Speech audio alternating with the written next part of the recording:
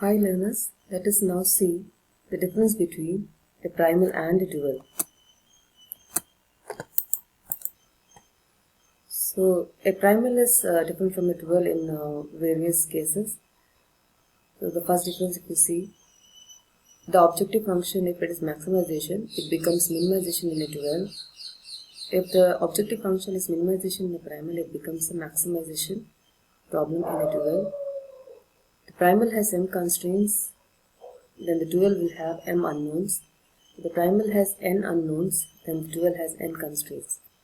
So there are n coefficients of the objective function in a primal problem, then these coefficients become n constant terms of the dual.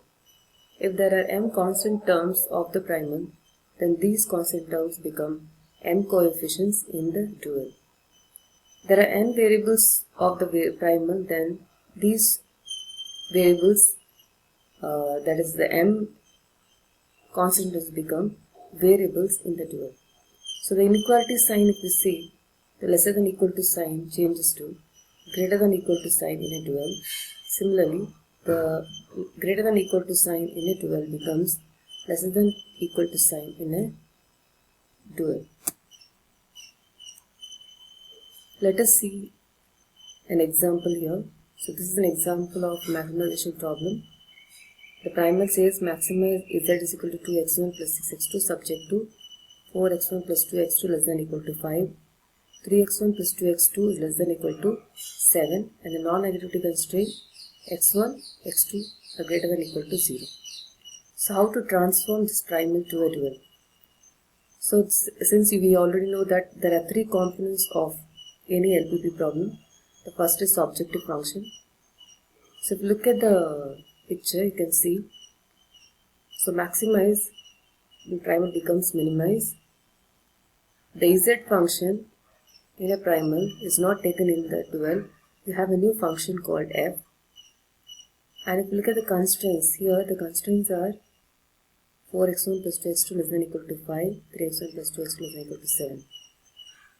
The non-negative constraints remains the same, but the variables change. So if we have x1, x2 here, you have c1, c2 here. The c1, c2 depends on the number of constraints that you are having in the primal. There are two constraints, so we are taking two variables c1 and c2. The 4 which comes with x1 becomes the column-wise constant terms becomes the row-wise constants in the dual. So you have 4c1 plus 3c2 greater than equal to 2. The less than equal to sign becomes greater than equal to.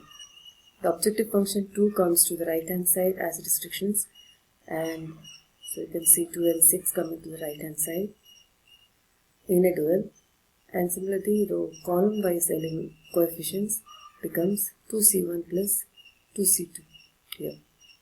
So this is how we frame or change a primal to a dual. So this can be rewritten here. The same thing is rewritten here.